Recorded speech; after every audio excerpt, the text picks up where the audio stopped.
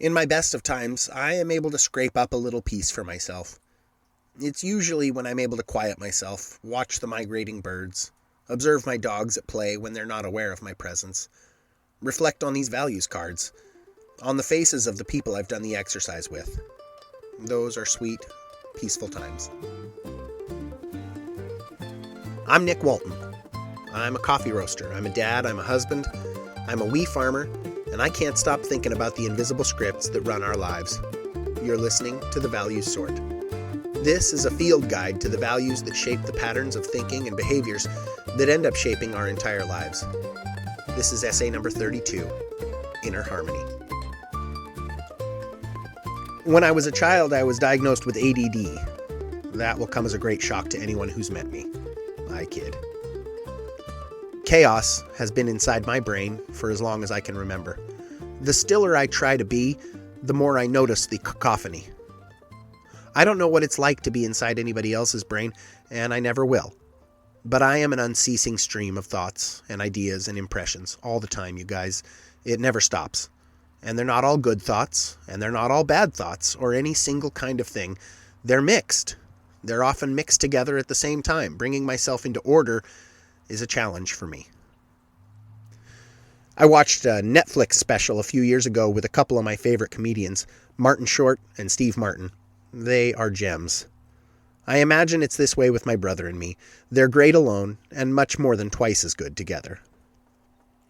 At one point in the special, Steve Martin sits down with his banjo and he plays a tune from the long-awaited album entitled So Familiar. I was already watching a pair of great collaborative comedians working together and ultimately loving each other, so I was prepared for the feels to hit me, and when he played that tune, they hit me like a ton of bricks. I think listening to bluegrass music may be the closest I come to calming down. I will listen to that song in particular on repeat. It's now very familiar to me indeed. Don't get me wrong, I'm not a bluegrass aficionado. It's not even that it's my favorite music, though I do love it. Don't engage me in a tete-a-tete on bluegrass deep cuts, artists, or albums. I won't know what you're talking about. It's more that the music makes me slow down and listen to my own heartbeat for a moment. I have thought a lot about this, and I think it's the banjo in particular that calms me. I can't explain it except to observe that it is, from my perspective, a chaotic instrument. Part of what makes it work is that it's so dissimilar from anything else. Half string and half percussion instrument, the banjo is often played with specialized picks that fit around the end of your fingers like little claws. These picks are made of brass or other metal, and they help give the notes their distinctive twang. The banjo is not pretty, not in comparison with a violin or a clarinet or even a guitar. I own a banjo now. It sits there mostly, near my bed, bidding me pick it up and live. I have complied a little. I can forward roll, a little. My thoughts, my mind, are a forward roll, a series of notes played in rapid succession. For me, harmony is attempting to play those notes in a concordant key. Can I make those notes sound nice together? I think the key to the key is allowing my values to inform me, to inform everything from the top down, instead of letting the chaos of unkempt tasks and time management rule the day from the bottom up. I always seem to have a chaotic excuse for not picking up my instrument and digging deeper into what makes me calm. My apathy is idiotic. I realize this as I type it, as I read it, as I think it through. A good buddy of mine, a gifted musician, swears we'll play together one day. I hope with my whole heart that he's right. To make music would, I think, do a lot to calm my soul. Now, Mama tried. We had not one but two pianos in our home growing up. She tried to get me to take lessons, to pick up a guitar, to learn to play the drums, but I wouldn't listen. I should have listened. I thought it was performative. I thought it would be for others, but I was wrong. It would be a lifeline to me now. I have had a hard time deciding what to write about inner harmony. To write with any wisp of authority in my fingertips would be so disingenuous. The word that sticks out to me on this card is harmony.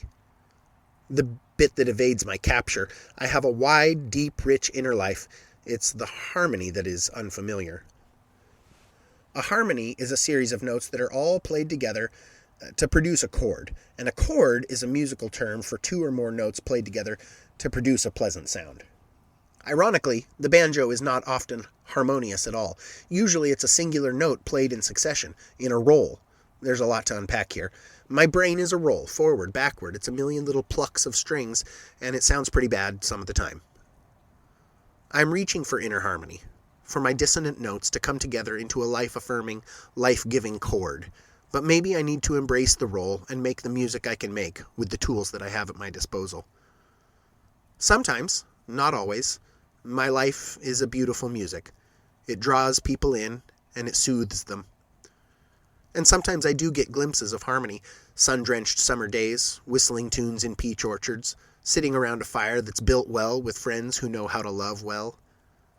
Moments when I remember that it could all fall apart, everything I've become and built could be taken away, and it would not affect the love my children, my wife, my closest friends have for me. These moments are like honey in my mouth. My old friend and mentor, the guy I took $250 off of, has identified that in times of my life when I'm sweet, there's hardly anybody sweeter. But my greatest asset is my greatest assache. There are two sides to every coin, and so when I'm not sweet, when the chaos leaves my mind and enters my active behaviors and actions and words, I can be salty indeed. Too salty. So salty that nothing can grow in the soil where I've been. When violence rules my thought patterns, when I do not allow my values to inform my time management. I long for inner harmony. Perhaps we can act our way into a new way of thinking. Perhaps consistent, disciplined love and care for the other would yield the kind of kindness, the kind of sweetness I crave in my life. We live but once, friends. I don't know what was before this, and I don't know what will come after. I can only know for sure that I have today to share with you. I want my insides to be harmonious. I want my outsides to be harmonious.